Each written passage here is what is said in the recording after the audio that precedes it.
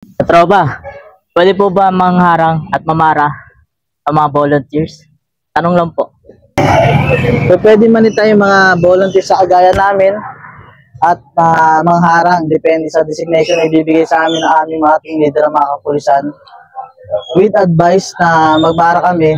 Pero kung wala namang advice sa amin na mamara kami, hindi namin gagawin yun dahil bawal po talaga sa mga volunteer na manita o mamara sa amin.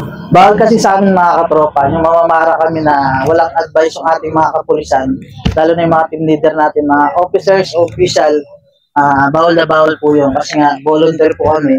Kailangan po ng permission ng aming mga team leader o mga kapulisan. Kung may napapansin kayo na mamara ng mga volunteer na walang makakasama mga pulis, bawal po yun. Kasi per advice po sa amin, kailangan may kasama kami mga kapulisan, officers o official, yan, makakasama namin.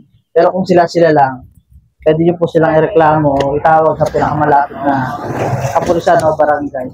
So sana nakatulong yung nagtanong na kung pwede ba manita o manara ng aming mga volunteer. Sa aming mga volunteer yan, so pwede po, with advice, with permission ng mga kapulisan.